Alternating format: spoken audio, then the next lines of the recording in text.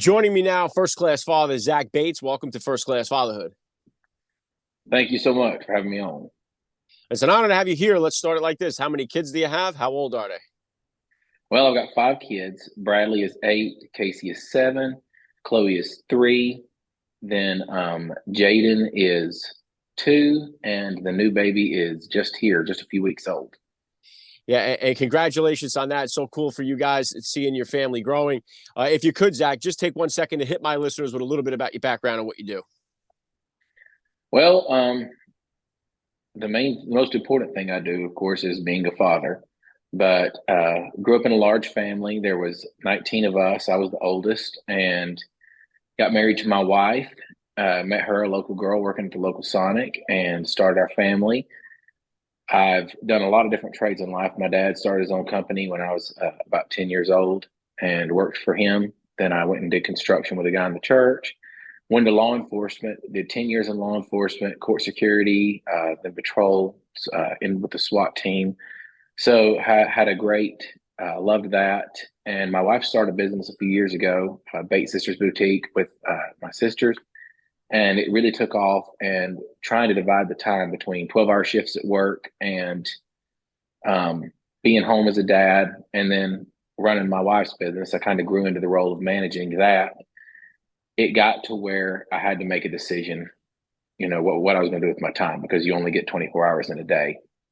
And a lot of court days on my days off, mixed with the 12-hour shifts, and compared to the pay of what I was able to make at my wife's business, we made the decision that I wanted to invest the time that I wasn't working with my family, and moved over to working full time with my wife at their boutique. And I think that was a big defining moment for me in my parenting cycle. Was that I came home one day from work, and my little boy, he was about 4 years old, really excited, riding his first bicycle. His papa had got him a bicycle and had taught him how to ride a bike. And it hit me like a ton of bricks that he had learned how to ride a bike. And I'm so glad that my father-in-law, who's no longer with us, was able to have that special moment teaching him. But I hate that I wasn't there for that, and I missed that milestone. And I realized these milestones are coming by very, very fast.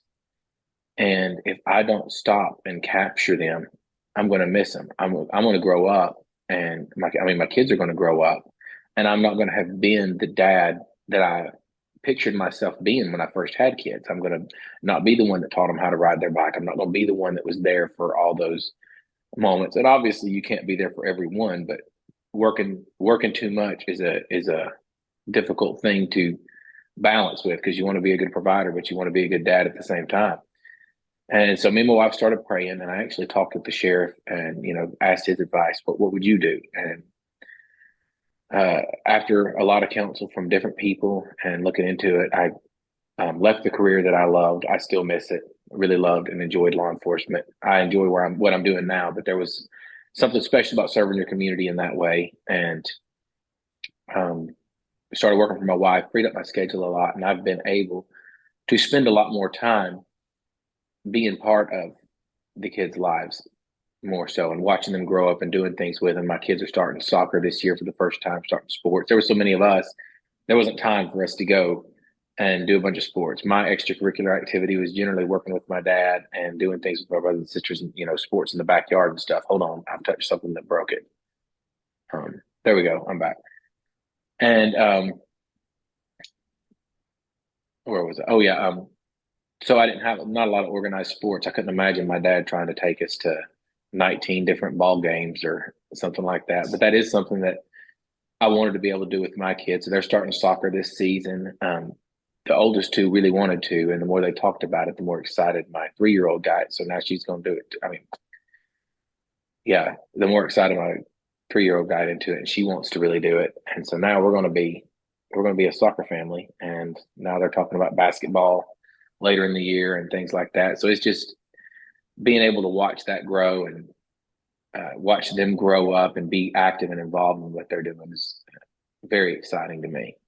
Yeah, very cool, Zach. And to your point, well, one of the things that was one of the blessings in disguise during the whole COVID and pandemic was so many dads who all of a sudden found themselves home and not being able to go to work, travel to the office, or travel around the country for work, all realized by being home what they were actually missing out on. And so they got a chance to really be home, be present with their family, with their kids. And even coming through the pandemic, a lot of them, especially a lot of the ones I've talked to, started to make real changes in their occupation, in their job, to either be a home more and to get their schedule where they could be more present with their kids for those reasons that you said, is because you find out, wow, I'm missing out on all this stuff while I'm out here chasing this and chasing that, and missing what's really important in my life. And so, that was kind of like the little silver lining that came out of that pandemic, where everyone kind of, had to put all their plans on hold and really focus on what matters. And I know for you, obviously, you said, one of 19. If I had asked, your dad, how many kids and how old are they, would have took up the whole show. But, you grew up with that big family, a lot of siblings, the whole bit. So take me back then to the beginning here of your fatherhood journey. Then how old were you when you first became a dad? And how did that, experience kind of change your perspective on life? I still vividly remember when Whitney got pregnant with Bradley, and especially that time as it really ticked down and it got time to go have the baby. I was definitely an excited first time father, probably a little overly excited, if that's even a possibility. But she went into labor. I very excited, a couple false calls, and just really, really pumped about it. But the first time I held him, I remember, and I still, even with the last baby, there's a feeling you can't explain of immense joy, but there's also a feeling of inadequacy, that there is no way that I can be the father that my father was to me, to these kids. I mean, I look at myself and I think, man, I'm the kid here. How am I going to raise this kid to be everything that I know he can be and has potential for? And you feel inadequate for the job, at least I do, feel inadequate every day. But at the same time, just that immense joy of holding that baby and seeing him wrap his little fingers around your finger. I hold my finger in their hand. He just, they instinctively just curl up around your finger, and just feeling him close. I don't know. There's something you can't explain. But as he began to grow up and being able to be part of his life, and then my daughter came along, my daughter Casey, who just has the sweetest personality in the world. And my daughter Chloe came after that. My wife had a miscarriage in between Casey and Chloe, and that was a little tough for us. But as each of the kids came, I noticed they all have incredibly different personalities. There's a lot of similarities, a lot of little things. We're like, oh, this one's like this one, or oh, this one's like this one and this. But how individual and unique each of them have been. And when you truly think your heart is as full as it can get, you think, man, there's no way I can put more love. A kid just multiplies the size of your heart and your ability to love. It really, you can't love them enough, but sometimes you really just don't realize how much somebody can mean to you until you have children. Yeah, very well said, Zach. And another thing that it does is having the kids kind of accelerates, or it really changes your relationship with your wife. For me, I'm a different person now than I was when I first met my wife. We're two different people now than we were 18, 19 years ago when we met. And so what was that experience like for you to watch Whitney, watch your wife become a mom after being married and being in a relationship with her, watching her become a mom and take on that role of motherhood? I could not brag on my wife enough. There's no words I could do to explain what an amazing mother she is. Honestly, if you are a good dad, it's probably because you have a really good wife that's making you a good dad. My wife is always there reminding me of things coming up with the kids, making sure that the house is running smooth. She's got a natural talent for it. I try to pitch in and help out, and I feel uh, days I don't see how she gets things done like she gets them done. When I'm home by myself with the kids and I'm doing school, I'm about 2 hours later than she is finishing school. We do homeschool. Um, I end up with the house looking like a tornado wreck through it half the time if I'm there by myself with the kids. My wife probably raises me as much as she raises the kids, it feels like, but I'm truly blessed in how much she loves being a mother. And when you've got a wife that enjoys being a mom, got one coming through. When you've got a wife that enjoys being a mom, I think that makes all the difference in the world. And we have both changed. And I think my parenting style evolves too. I watch my parents and I revert back to what they did a lot because, you know, I really loved a lot of the things my parents did for us. And I love the sacrifices they made for us, and seeing them do that, sacrifice stuff that they could have done for themselves to do things for us kids. But I watched their parenting style change. over time. Hold on. I watched their parenting style change over time, and it evolved as the kids grew and they learned things. And I tried to, they come back and change the way they did some things, and constantly evolving. And I find myself doing the same thing with my kids. It's a constant learning process, and you learn more about your relationship individually with them, and your relationship with your wife does grow. It does change. The way that your focus changes on things, and how you still are able to make each other feel loved and appreciated and needed, but at the same time dividing that attention between your children and your family too. And it's an ongoing process that's constantly evolving and changing. Yeah, same here, Zach. I mean, one of the things too is just having that mutual respect. Like, my wife was stayed at home with the kids for the first 13 years. I worked for the railroad full time. I'm a railroad mechanic on the diesel locomotives. And so and especially when we first started having kids, I was working a lot of overtime. And so every time they would ask me to stay at work for another shift, I would call my wife and ask her, "Hey, are you ready to do another shift?" Because it's her too that's doing a double, not just me. And I have that respect because just like you said, especially when we had two, then three, being home alone with the three kids would be like, oh my God. Like I was like, how is she doing this all day? And so I wasn't naive enough to be at work and know that, because some guys, we look, a lot of guys, unfortunately, look down so much on marriage, on family life, and think like, oh, what's your wife? She just stays at home. Like the stay at home mom kind of got really looked down upon. I don't know when that shift exactly happened, but it's really one of the most important jobs there is in the world. And so people's views of marriage has changed. I know that one thing I focus on in this show, we have a fatherless crisis with so many kids that have no father in the home growing up. And it's really causing so much devastation in our country. And one of the other parts is that God's been removed from so much of our society. And faith is something that's very important in our family. I have three boys that are altar boys. We sit down every night and eat dinner together. We pray together. And we really try to put God first in our life here. And I know faith's something important to you. Talk to me, if you could, a bit about your faith and about the top values that you're hoping to instill in your kids growing up. Um, I can honestly say that without my faith in the Lord Jesus Christ, I would not be where I'm at today. And I think that a personal relationship with Christ is the most important relationship you'll ever build on. And He is the Heavenly Father, and He is the example, looking through Scripture, of what a father should be. And I see the way He treats me with things, and the way I feel His prompts correcting me and changing things. And just that loving father, loving shepherd mentality is something that I've tried to emulate very, inadequately. But I think that your personal relationship with Christ first is the most important relationship. And then that goes down to your relationship with you and your wife. If y'all have a solid relationship with each other and you could be on that same page and be parents together. Parenting is something that a dad can't do it by himself. And there's unfortunately a lot of mothers that are having to do it by themselves around the country. And that's a sad place. I know there's some dads out there doing it by themselves as well. And it's not impossible, but it is more difficult. There's an extra challenge there.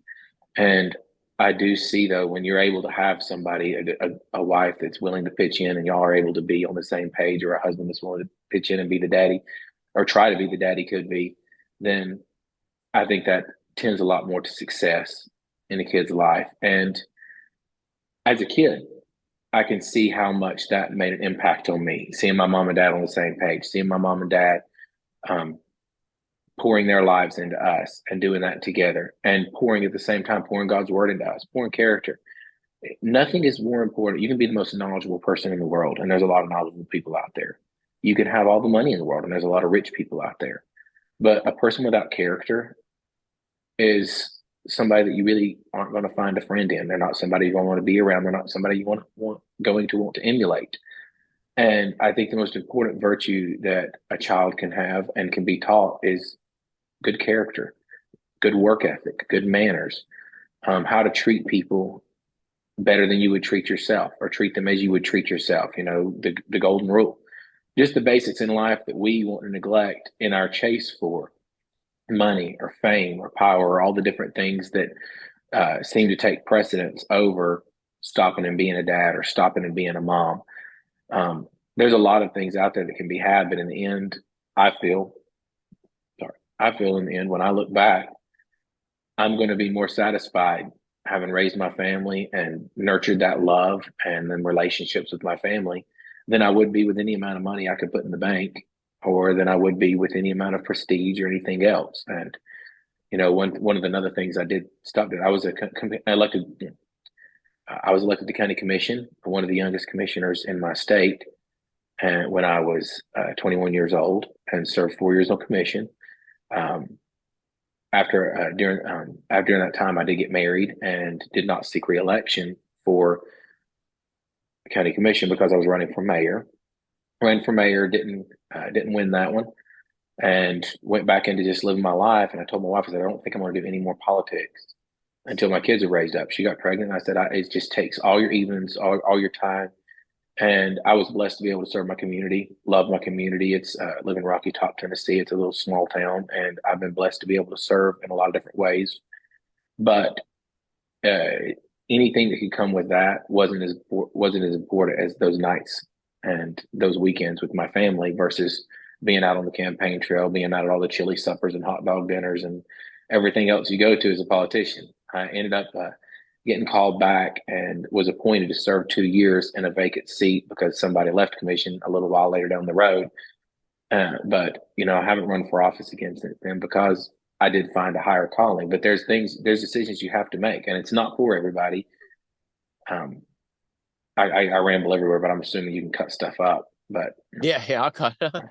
one of the things I do think that you touched on earlier was talking about stay-at-home moms and how that's just went by the wayside.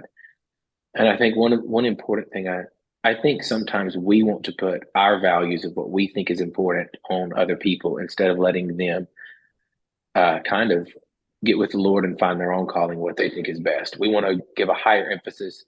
There's a group of people that'll give a higher emphasis to a career woman. There's a group of people that'll give a higher emphasis to a stay-at-home mom. There's a group of people that give higher emphasis to different, even job descriptions if you narrow that down. But I think all in all, if you're following God, then everybody can't be a stay-at-home mom. Everybody's not going to be a stay-at-home dad. Everybody's not going to be able to work from home. But what you can do is you can find your calling and then take as much of that time as you can and pour it into your family around that. There's plenty of opportunities out there to serve and be a good parent outside of we want to emulate what somebody else that we respect has done. Okay, they did it this way. We have to do it that way. But that's not the way it's always going to be. And I appreciate the sacrifices that stay-at-home mothers make. My mom was a stay-at-home mom. The sacrifice of homeschooling us, that's a very big sacrifice. A very lot of time and energy goes into schooling your children if you're going to actually take the time to do that properly, make sure they get an education. But at the same time, I don't look down on other people that have a good Christian school in their area and put their kids in Christian school, or have a good public school that they're putting their kids in, and they're making sure their kids are getting a good education and they're providing for their family, because some people do have to work on the road. When we first got married, I was on night shift, 12-hour night shifts. And you were talking about taking those extra jobs at the railroad. I remember, you're trying to make ends meet. You're struggling.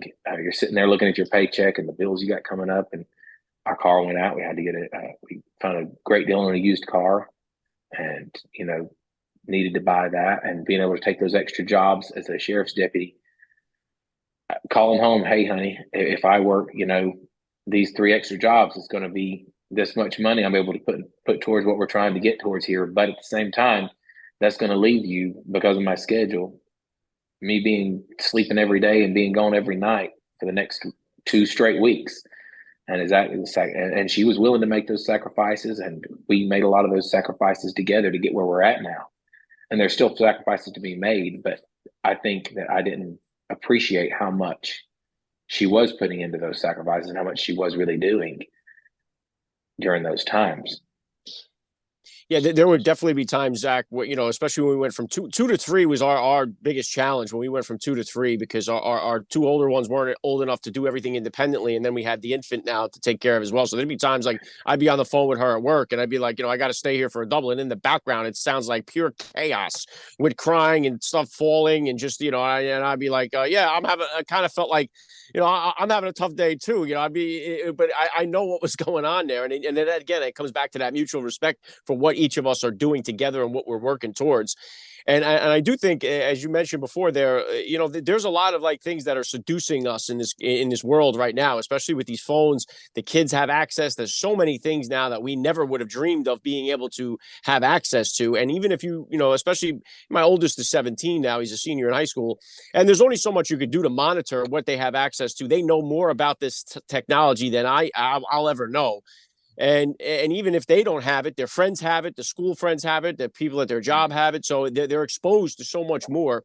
And so it's hopefully trying to, I've tried to watch my discipline with them as they've been growing up, to hopefully when they're on their own and I'm not around, they'll be able to do the right thing when I'm not there and have that integrity. So it's been important, but disciplining my boys has been different than disciplining my daughter, who's our fourth kid and my only one. So I know yours are young yet, but so far, what type of disciplinarian are you as a dad? And is that different than the discipline style you grew up with?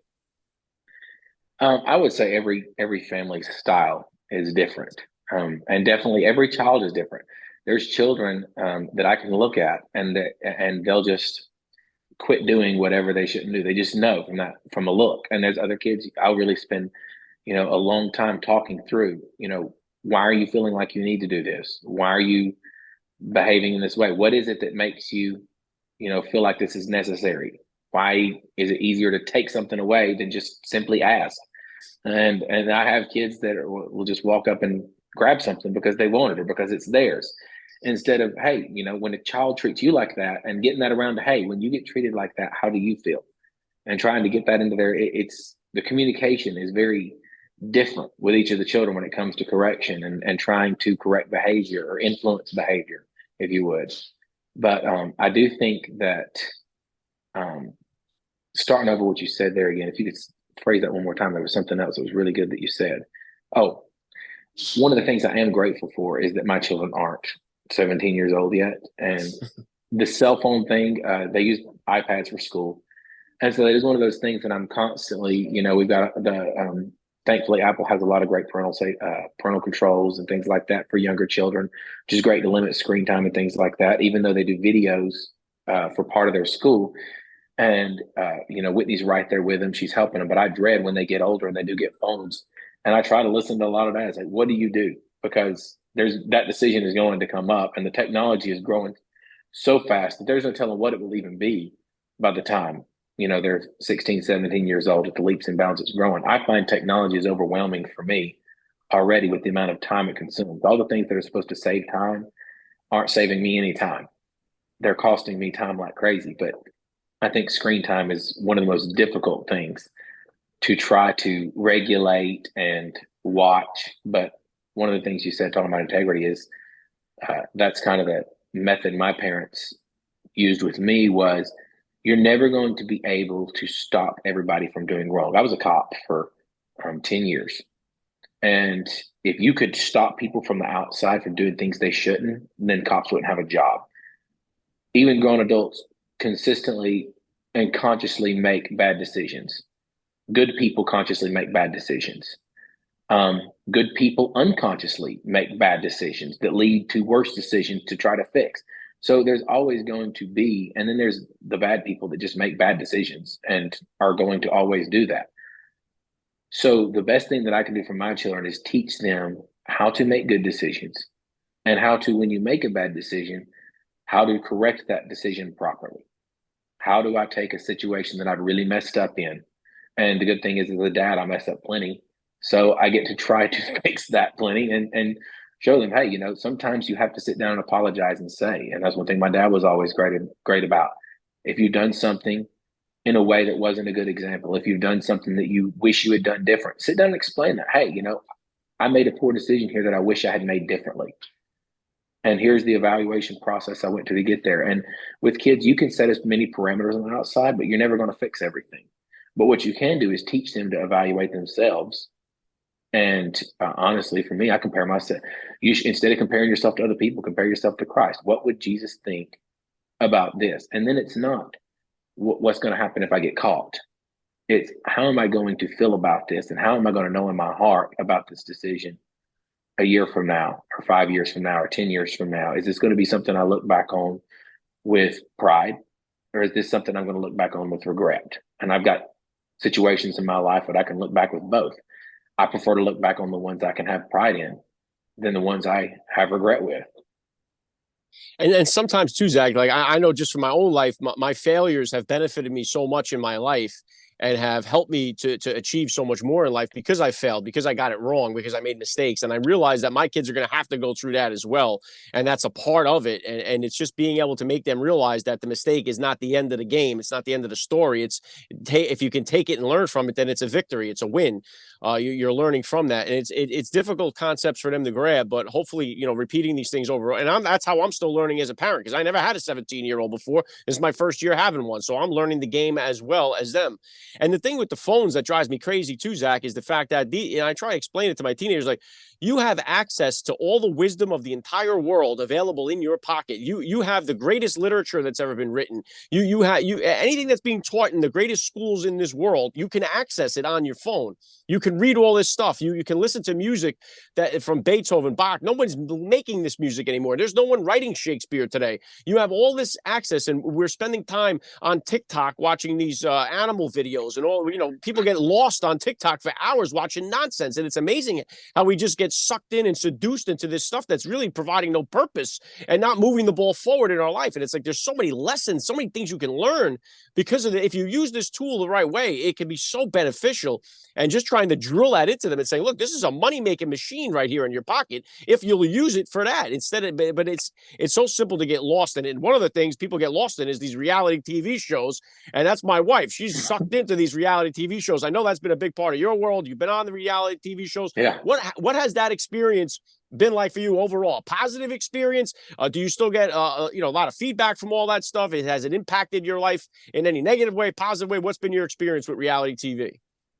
Reality TV is a big subject and it crosses a lot of spectrums. I will say I was blessed. We were blessed to be on a smaller network, more of a faith-based network. The crew we worked with was amazing, uplifting, great, great people to work around and work with. They kind of let the family do its thing and try to stay out as much as they could. No situation's perfect, and everybody gets affected by every input differently. Where I was at in life, I was older. I was kind of established in the life trajectory that I had before the show came along. So that was one thing. I was already fairly grounded into into the way I was going to be. So I don't think but I think it did open a lot of the world up to me that I was not aware of. I grew up in a small town, completely surrounded by my small town. And I think in and of itself, 15 years ago, even 20 years ago, the world was a much smaller place. The internet has grown. They've torn down a lot of those borders. TV, reality TV, I think was kind of an introduction to us because we became a lot more aware of a lot of the things. As we would travel, as we would go places, we would meet people, we would talk to them about places where they live, what they do there. And you learn a lot from different people and you learn a lot from the crew. They all came from different walks of life. And overall, it was a good experience for me. Yeah. Talking about the phones and all of the information and how we use information. I went to college to study history. I was an avid reader growing up. We didn't have a TV. So two things I did was play music and read.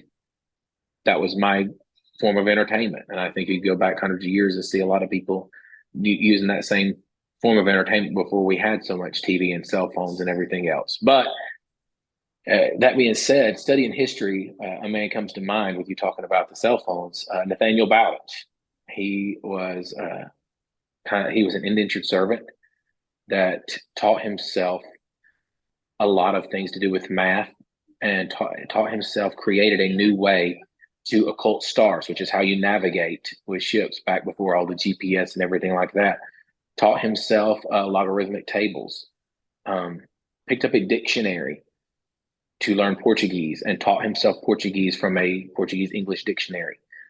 I believe, and I may have some of the facts clouded, but just from my memory, I remember so many things he taught himself. And I was reading his story, very inspiring story. If you happen to look up his story, Nathaniel Bowditch. But I thought if he was able, looking back now with what I have, all this access to on my phone, all this information, and I seek information a lot less. I sought information to entertain myself without the amusement of a TV, without the amusement of the internet.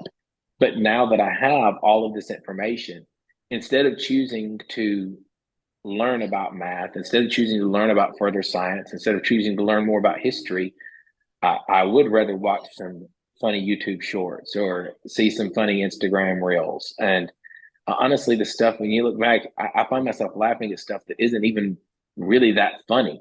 It just sets you in a mood to be amused, and therefore you become amused.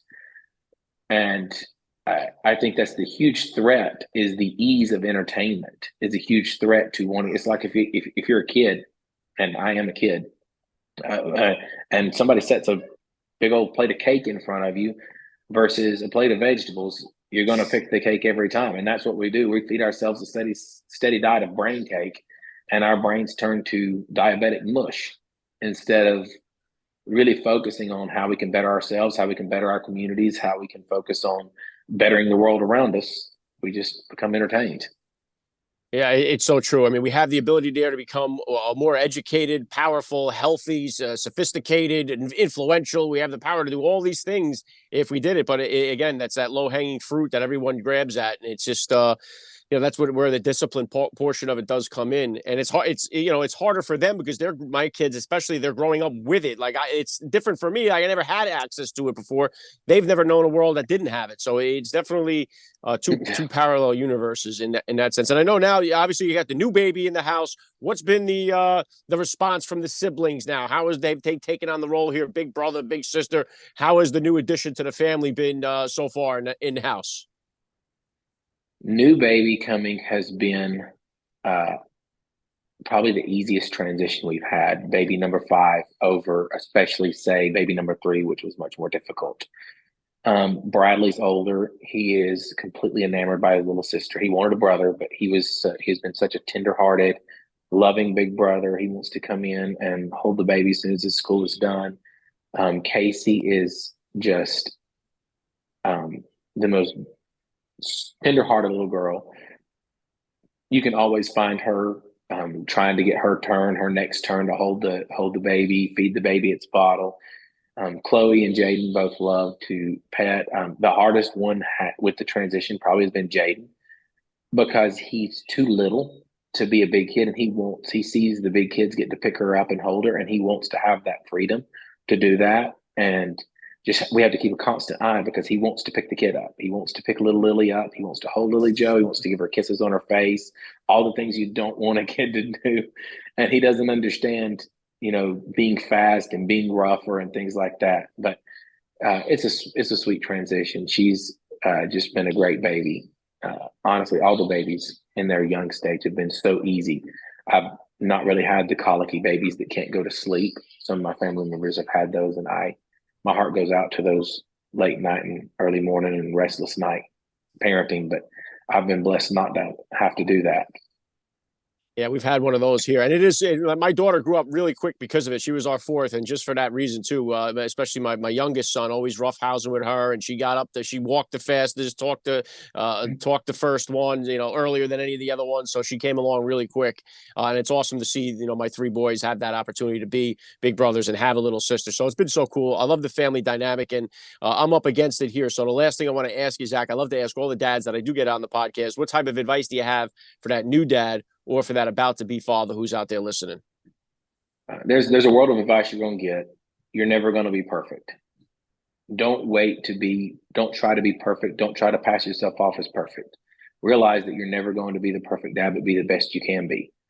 And the other thing I could say is 99% of parenting, in my opinion, is just example.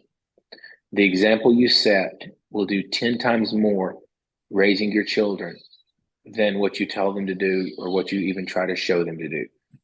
If you will work on your character, if you will work on your relationships, if you will work on the way that you treat other people and the way that you do things, your children are far more likely to try to emulate you than you could ever try to change what they're doing. Because a lot of times too, if you look at what your behavior you're correcting in your kids, you'll find out you're correcting your own behavior.